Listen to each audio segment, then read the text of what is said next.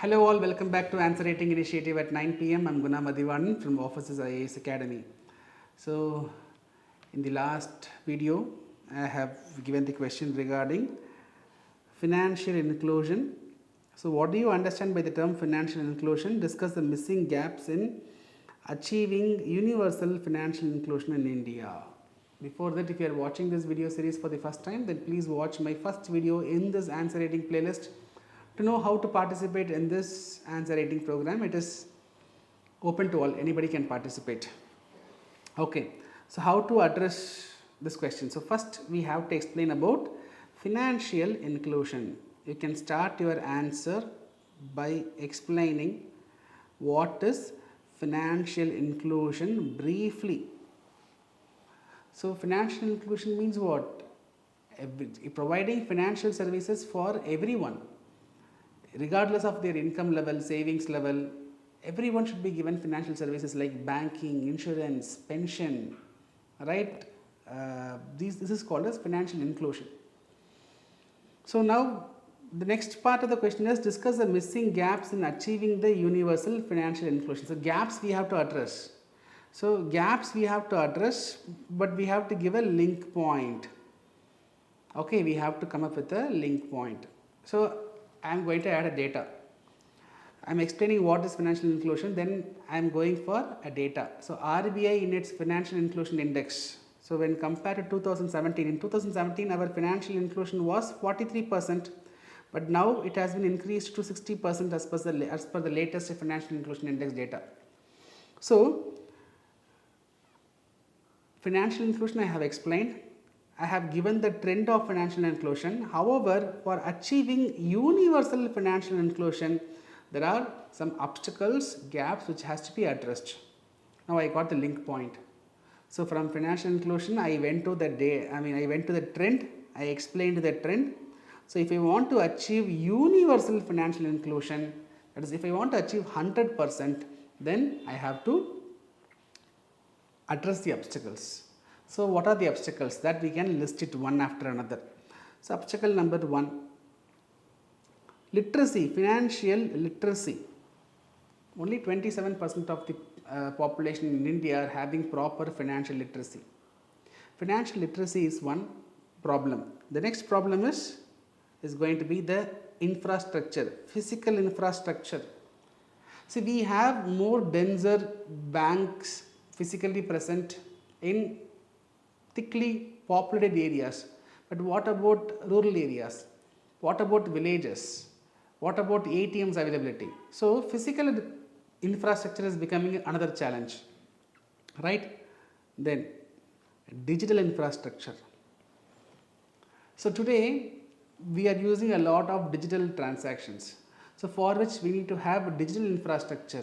Internet connectivity should be there, and internet connectivity should be available all part of the country, right? So in rural areas also, if we want to make GPay based, Google Pay transactions, UPI based transactions, we need internet facility. So digital infrastructure is another important thing. The next is, see, even you can have internet connectivity, but that should be affordable and accessible. That should be affordable, available, accessible.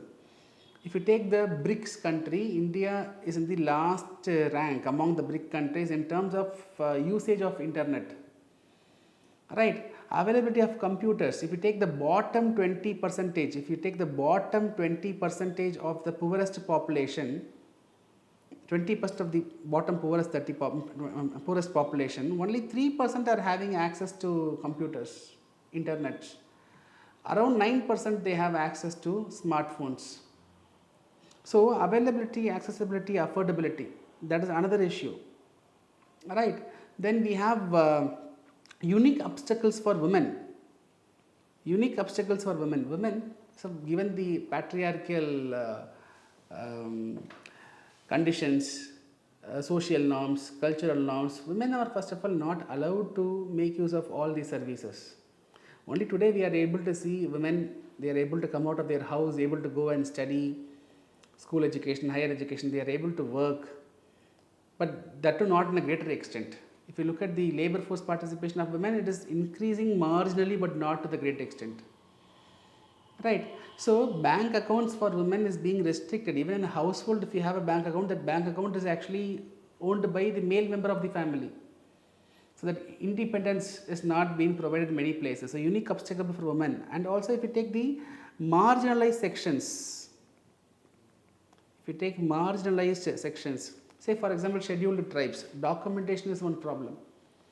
How many of them are having proper documents? If I want to open a bank account, I have to fill the KYC norms.